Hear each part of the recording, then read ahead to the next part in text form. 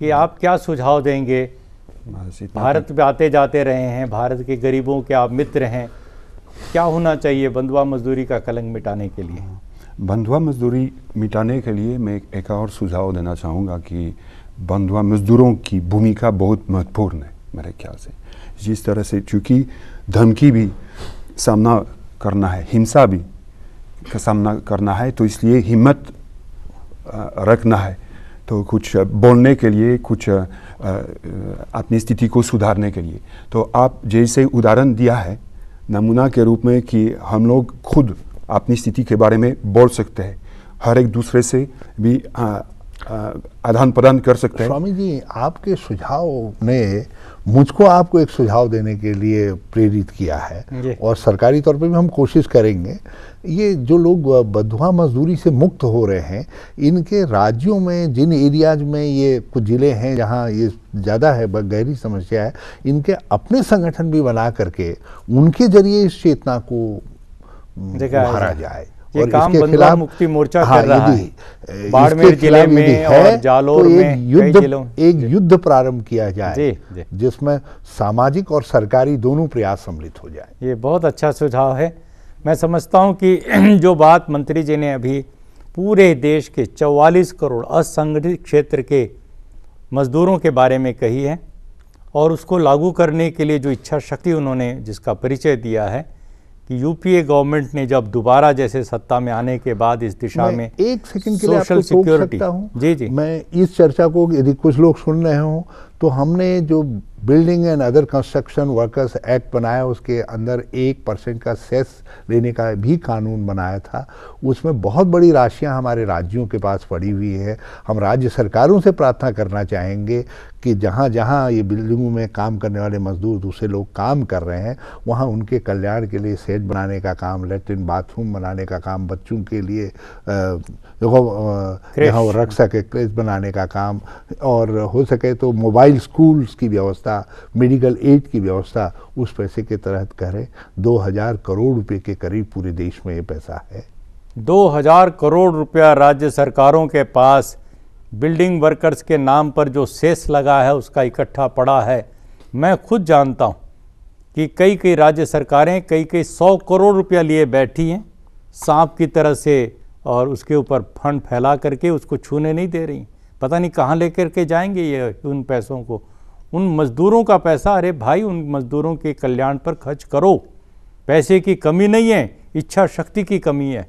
जो बात मंत्री जी ने बड़ी वेदना से कही है, ये सारी योजनाएं पूरी तरीके से लागू होनी चाहिए। और मैं समझता हूं कि आज हम सबको पूरे राष्ट्र के स्तर पर ये संकल्प लेना चाहिए।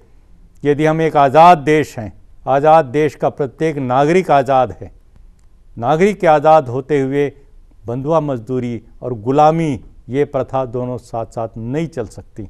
इसको हमें मिटाना पड़ेगा। मिटाने के लिए मंत्री जी मैं आपसे भी एक अनुरोध करूंगा कि चेतना फैलाने के और बहुत से साधन हैं। सबसे बड़ा साधन सरकार के पास अपना दूरदर्शन है, अपना आकाशवाणी अपनी। इन दोनों साधनों के द्वारा जो गांव-गांव में झोपड़ी झोपड़ी तक पहुंच रही है, हमने कुछ स्लोगन बनाए हमारे मंत्रालय की तरफ से। चेतना का कार्यक्रम बाकायदे एक मजदूर वाणी कार्यक्रम चलना चाहिए।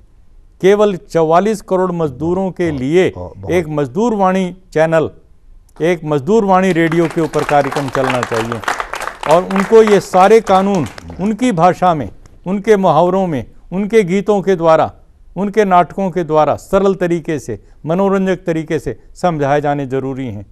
मैं समझता हूं कि यदि आपकी सरकार इस काम को हाथ में लेती है तो एक बहुत बड़ी सामाजिक क्रांति इस देश के अंदर आ सकती। सामाजिक न्याय जो आज एक मात्र नारा बन करके रह गया है, वो ज़मीन पर उतारा जा सकता है। आज की इस चर्चा में भाग लेने के लिए मंत्री जी आप खुद आए, हमारे लिए बड़े गर्व की बात है। आपने बहुत ही कम सूचना पर ये अपनी स्वीकृति दी। मैं आपका बहुत बहुत धन्यवाद करता हूं। आपको दोबारा भी हम कष्ट देंगे, आगे भी बुलाएंगे, क्योंकि आपके अंदर जो उत्साह हम देख रहे हैं ये बहुत कम मंत्रियों में होता है। आप जॉन पियर दोरदो जी, आप हमारे मित्र हैं, भारत के मित्र हैं, भारत के गरीबों के मित्र हैं। आप भी आते रहिए और जो बातें आपने बताई हैं उससे हमें बहुत लाभ हुआ है। हम आपका बहुत बहुत धन्यवाद करते हैं। और आप मन जो मन आए हो छत्तीसगढ़ ले, आप मन की एक बहुत बड़े जिम्मेदारी है, अपन वापस जाके अपन गांव में सब जन ला बताना है, पड़ोस के गांव मन ला बताहू ना, हाँ, सब के सब मिल करके और जागृति लाना है, बंधुआ मजदूरी खत्म करो, ठीक है ना, ये नारा ला लगा करके। और जो भी जात है मजदूर मन अपन गांव ले छोड़ के खाए कमाए बर कहीं भी जात हैं, वो मन ला सब जन ला संगठित करना है। आप मन के बीच से, जैसे मंत्री जी कहीं ना भी क्या एक्टिविस्ट अपन वर्कर निकलना है, कार्यकर्ता। जैसे आप मन 16 जन हो, 16 जन में यदि 2 जन भी निकल ही कि भाई हम अपन आज के बाद हम अपना काम तो करेंगे, लेकिन 2 लोग हमारे बीच में से ऐसे निकलेंगे जो कार्यकर्ता बन करके बाकी समाज को जगाएंगे, क्योंकि जो बात आपके ऊपर बीती है इससे ज़्यादा कोई बता नहीं सकता, ठीक है ना।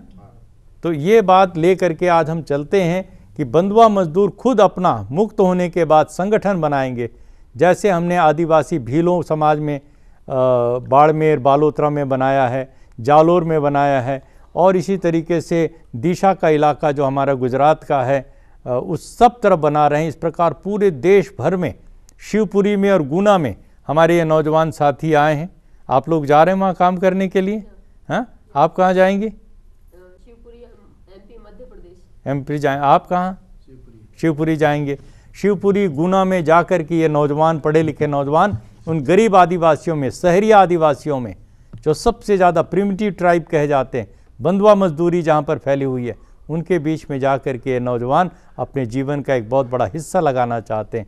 आप सबको भी मैं कहना चाहूँगा, जितने दर्शक हैं, अपने दिल में ज़रा झांक करके सोचिए, ये हालत, जिस हालत में मेरे छत्तीसगढ़ के बाल बंधुआ मजदूर या वयस्क बंधुआ मजदूर आज पाए गए, इनमें से कोई आपका अपना रिश्तेदार हो, क्या करेंगे आप?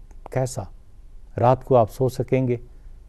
क्या थाली का जो भोजन है वो आपके मुंह में ठीक से जा पाएगा? आप निगल पाएंगे उस खाने को?